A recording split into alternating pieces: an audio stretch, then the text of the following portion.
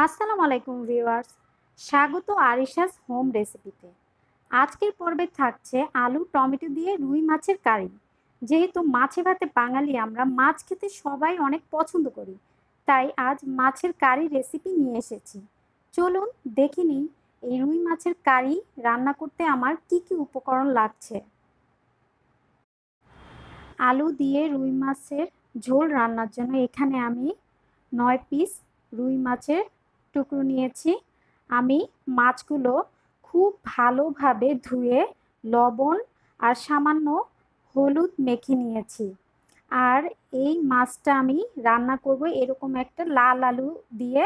আমি এখানে এরকম সাইজের 4টা আলু নিয়েছি। আলুটাকে কেটে পানিতে ভিজিয়ে নিতে হবে, না হয় আলুটা কালো হয়ে যাবে।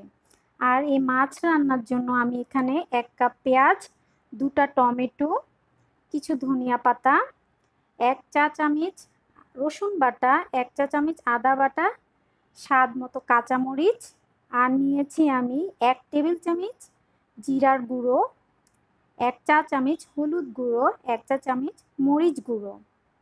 এখন আমি সবার প্রথমে মাছটা আমি ভেজে নিব। আর এই মাছটা আমি রান্না করব সর্ষের তেলে। একটা প্যানে আমি তেল গরম করে নিয়েছি। সর্ষের তেল দিয়েছি আমি প্রায় 5 টেবিল চামচের মতো।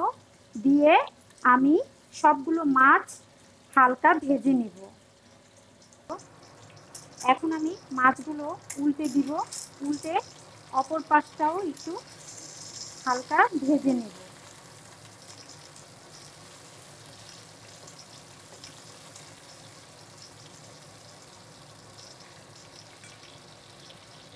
মাছগুলো ভাজা শেষ।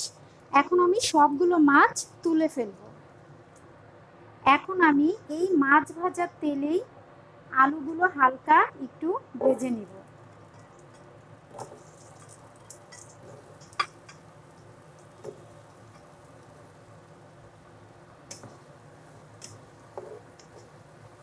আমি আলুটা বেশি ভাজবো না, হালকা একটু ভেজে তুলে ফেলবো। এখন আমি আলুগুলো তুলে নিব। আমার আলুটা একদম ভাজা শেষ। আমি আর আলুটা ভাজবো না, এখন আমি আলুটা একটা পাত্রে তুলে নেব। এই তেলেই আমি পেঁয়াজ কুচি দিয়ে দিব। পেঁয়াজ কুচি দিয়ে পেঁয়াজটা একটু ভেজে নিব, হালকা একটু পেঁয়াজটা ভেজে নিব।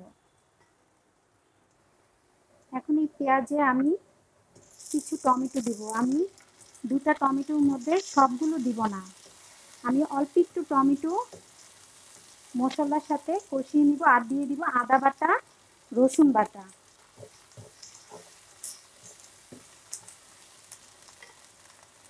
আদা বাটা রসুন বাটা দিয়ে আমি একটু পানি দিয়ে দিব যেন মশলাটা পুড়ে না যায়। আর সাথে দিয়ে দিব সেই হলুদ মরিচ আর জিরার গুঁড়ো দিয়ে আমি মশলাটা ভালোভাবে একটু কষিয়ে নেব।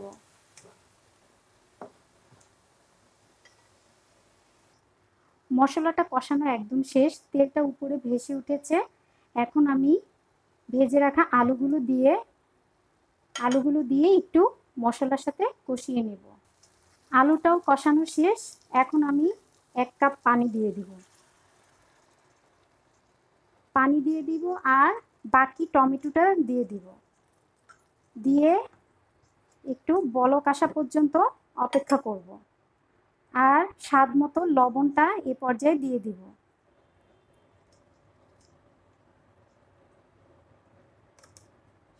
এখন এটা আমি ঢেকে দিব, ঢেকে অপেক্ষা করব বলক আসা পর্যন্ত।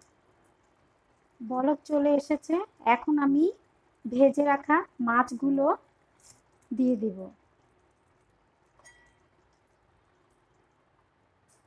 মাছগুলো দিয়ে এ পর্যায়ে চুলার আঁচটা আমার মিডিয়াম লোতে থাকবে। তারপর আমি একটা ঢাকনা দিয়ে ঢেকে রাখবো। ভিউয়ার্স, আমার মাছ রান্না একদম শেষ। এখন আমি লবণটাও চেক করে নিয়েছি, লবণটাও পারফেক্ট আছে।